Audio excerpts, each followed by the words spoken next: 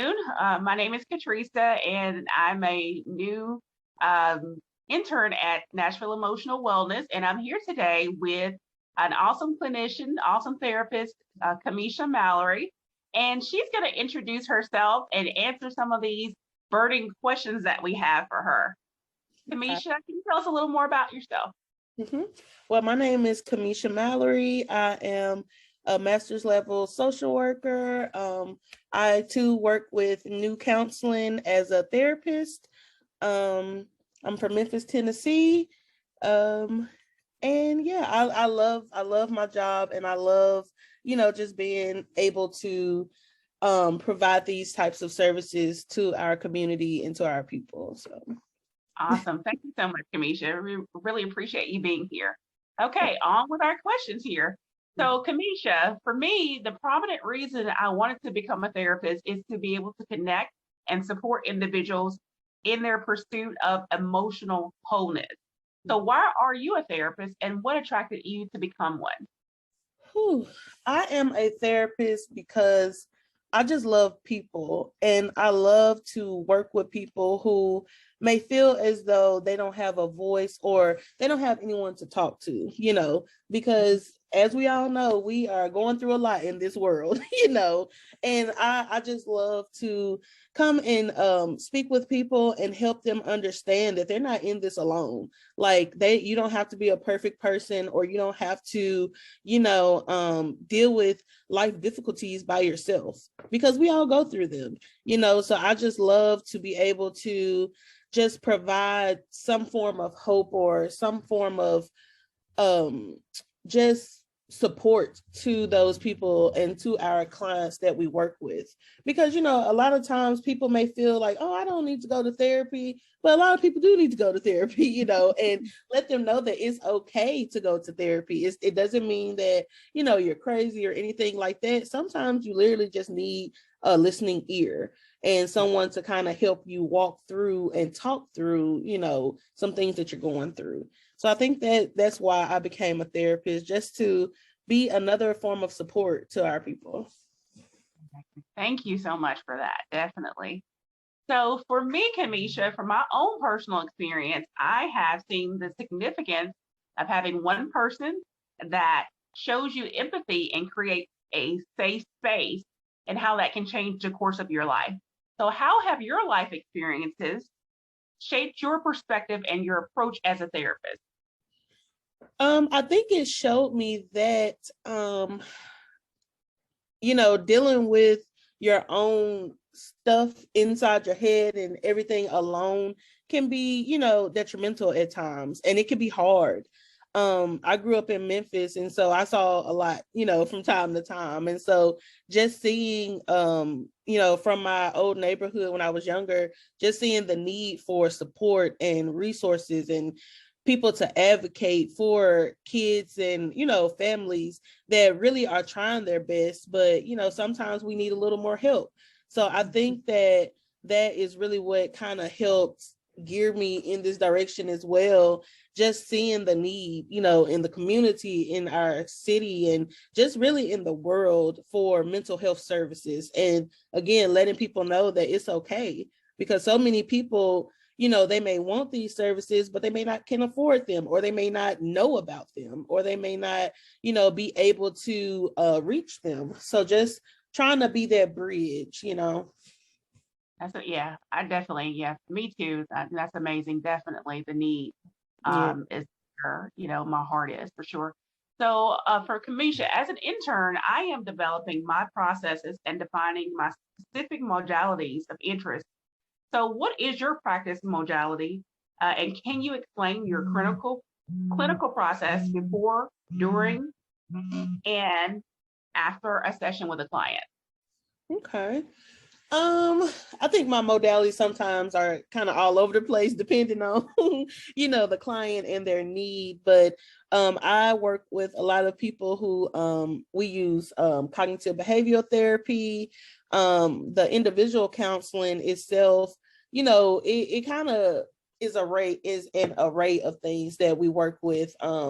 I do a lot of work with people with anxiety, depression, and all of that. So cognitive behavioral therapy, DBT. I've been doing a lot of grief counseling lately, just processing the loss of whatever. It doesn't have to be someone dying, but it could be the end of a relationship, the end of working for a job and you don't know what to do. With COVID going on, people have lost their jobs and things. So I think for the most part, though, cognitive behavioral therapy is what I try to work with, but it really is a variety. And like I said, I've gotten really interested in grief counseling and the process of grief and just working through that. Trying to think what else. With my little kids that I work with, we do a little play therapy. We do art therapy. So it just kind of depends on the need of the client. Now, my clinical process is a little bit everywhere too at times. I really like it to be client-centered. So what I'll do, say if you were a new client of mine, we'll come in for that initial intake session. I'll kind of just get to know you, what you feel you will benefit from our sessions. And then from there, I kind of do a little homework. So I'll try to find, interesting things for us to talk about. If we're using CBT, we might have an activity or we might do a little journaling during the session. And then after that, of course, we all have to do our, progress notes and all of that. So I try to do those and then also do a little more homework for our next session to kind of see, okay, so if we did journaling today, let's see what could be beneficial for this client. What kind of topics could we talk about, as well as I really let my clients kind of lead the session. With the younger ones, that's kind of hard because they're like, I don't know what to say, so with them I have more of a structure to it. But with my adult clients, if you come in and you want to talk about your work day, we could do that, because I feel it's best to kind of let people lead the sessions, because that gets the work done. That allows me to see, okay, this is their need for today. So I try to make sure I incorporate the client and not just think that it's just something that I'm going to just have for you to do. What do you want to work on? What do you feel needs to improve? If you need anything to improve, what's on your heart today? So I really make sure that I incorporate my clients into each session and make sure they know that this is an open space for them. So if they want to come in and they just want to talk and just release all that energy and that stress for that day, we can do that. We can have a dialogue, or you can just say, Cameisha, I just want to talk today, and just have at it, so it just depends. I love that. Oh, I love that, Cameisha. That's awesome. Because we definitely want to make sure it's client focused for sure. Yeah. Thank you for that. So this question is a little bit tied into the last one. But for me, I'm a firm believer that we never stop learning, growing, and evolving into a better version of ourselves. So what work do you do to prepare yourself for client sessions? And what do you believe is necessary to refine your craft and remain an effective therapist?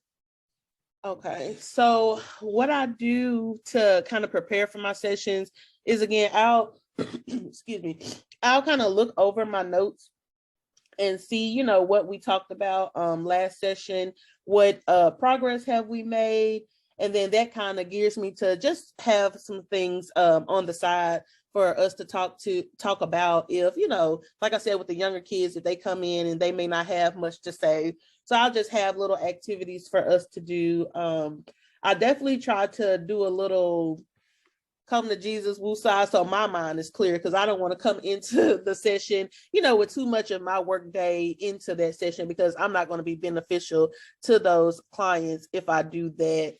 What was the second question? Also, what work do you believe is necessary to refine your craft and remain an effective therapist? Definitely self-care. I'm learning that every day. To give yourself that time to rest and to regroup, because the cliche saying you can't pour from an empty cup.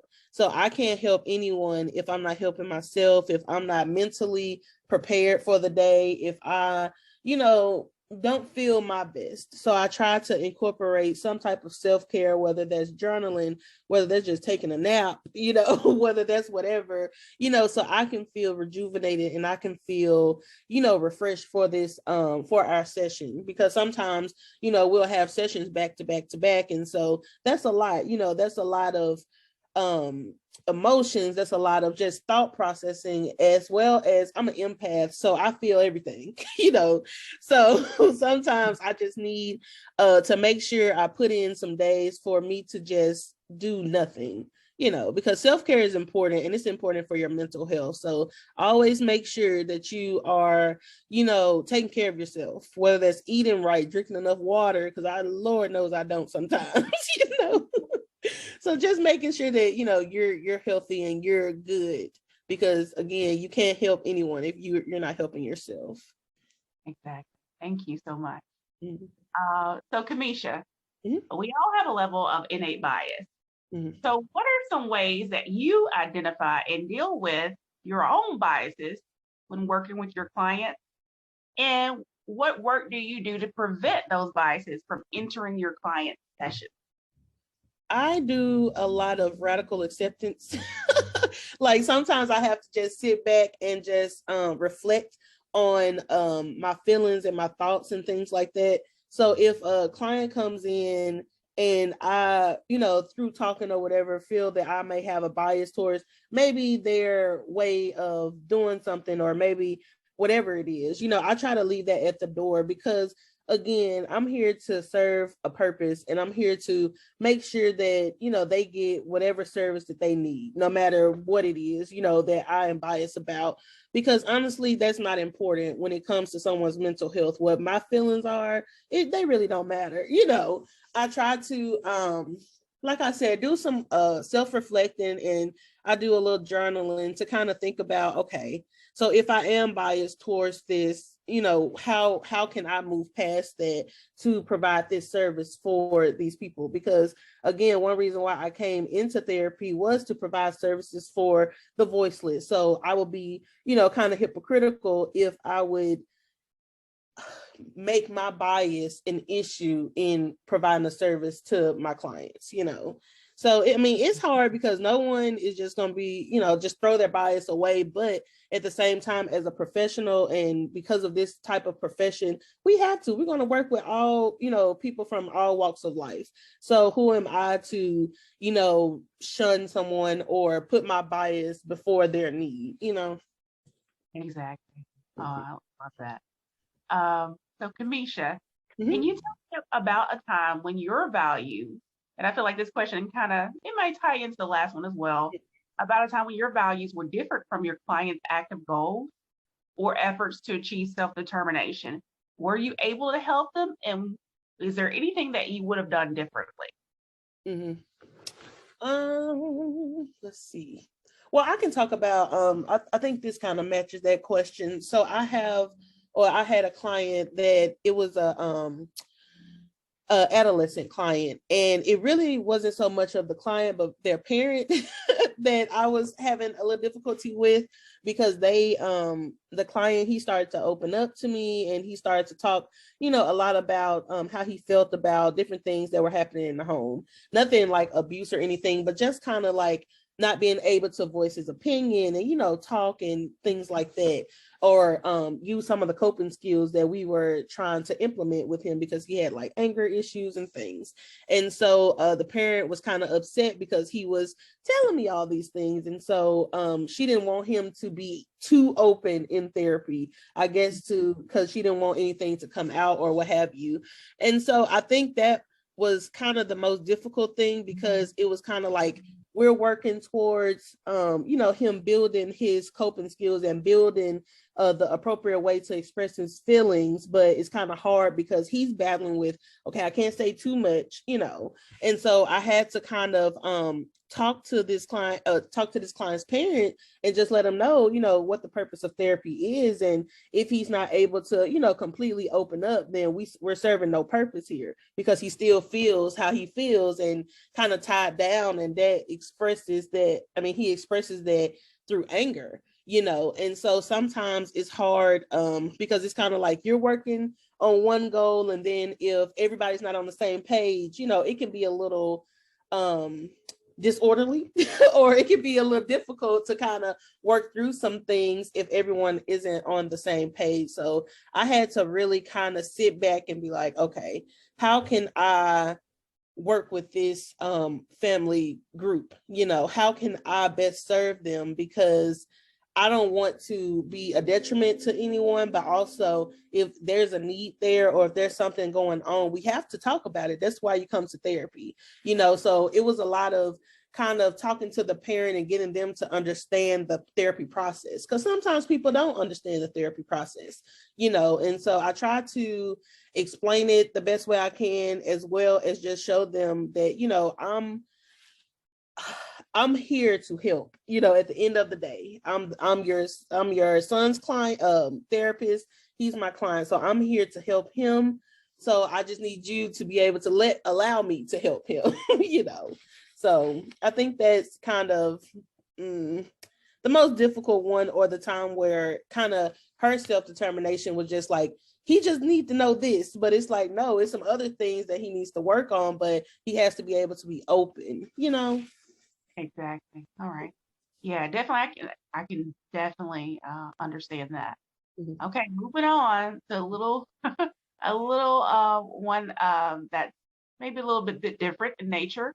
But if I weren't, Katrica, if I were not pursuing this field, I would be a world traveler who blogs about people, countries, and different cultural customs I encounter around the world Mhm. after connecting with people. Mhm. So for you, if you, Cameisha, were not a therapist, what would you be and why? If I was not a therapist, this question has come up a lot just in my own head, just thinking like, what would I be? And I still feel like I would be a social worker. However, I think that my center focus would probably just be specifically on like foster care and adoption, because I love, learning about adoption, especially like international adoption. So when I was younger, I was like, I'm going to be an international adoption agent, just going to go all around the world and help people have kids, or get allow them to have kids and things like that. So I think I would just solely be an adoption agent or open up some form of adoption services for people. Um, yeah, because I honestly couldn't see myself being anything but a social worker. But if I wasn't a therapist, I'd probably be that. Thank you so much for that. Mhm. And moving on, number 9, another area that I'm developing in is in groups, the groups that I like to work with. So Mhm. how have you worked more with children, adults, or families? And what is your preferred specialty? And lastly, what sparks your passion or desire to work with these groups? I honestly have worked with everyone. I haven't done groups yet, but I've worked with individuals, I've worked with kids, families. I've even previously worked for like 4 years with the senior community. So I've worked with pretty much everybody. My when conducting therapy, at first I was all like, oh, I love to work with kids, which I do. I honestly do. I love working with kids. But sometimes I have those little moments where, how would it be to just work with adults only? Because I love like probably anywhere from 30 and up is I really like working with those individuals in therapy. But I still love my little kids though. So I don't know. It's really hard to see. I know, throughout my time and working in therapy, I know that working in the senior community, that's not something I really want to gear towards because I did it for so long. But yeah, any age group for the most part, I'm willing to work with. Um, because sometimes those little kids, like they'll come in and they'll give you some type of like aha moment, and it's just like so rewarding to see them and see their progress and things like that. And as well as like helping adults work through, some things that they may have been dealing with for years, and they just needed someone to talk to and to process it with. So I think I'm one of those people that loves all the communities. Awesome. Awesome. Thank you so much. And Cameisha, lastly, I'm going to ask you a question that's kind of tied in with another project I'm doing. But it's about the development of professional learning communities. I'm not sure if you have heard of that, but it's generally started in the educational system where teachers and educators get together, they collaborate, they share intervention strategies for children. But I'm thinking about that in the context of a clinical practice, how maybe learning certain things or certain techniques, learning about how to develop their own practices, how that would look in a private practice. Is that something that you would find yourself wanting to be a part of or wanting to participate in? And what professional learning communities would you be interested in, or what topics? For instance, I'm just some of the topics that we have already are like business planning, HR, marketing, clinical and financial. And these are kind of things that, if someone wanted to start a business, they may want to know about. Well, what would you want to know about? I think all of those are important, and I definitely think something like this will be beneficial and helpful to the profession, because sometimes you may feel like you're in this thing alone, and so just having that community around you and that support around you, I think will help spark your desire to continue, or your desire to keep pushing. I definitely would be interested in the HR, or just learning really about making your own business, because we need that. We need more businesses for our people, for more businesses for mental health, and just letting people know that we're out here. We're here to help. We're here to support. So I think that all of those examples will be something good to incorporate in there. I definitely do. And I'll be interested, just to have that kind of support, like I said, around. That'll be awesome. Cameisha. Cameisha, again, thank you so much for being here. Was there anything else that you wanted to share with us, or you don't, as you're not obligated, but is there anything else you want us to know about you?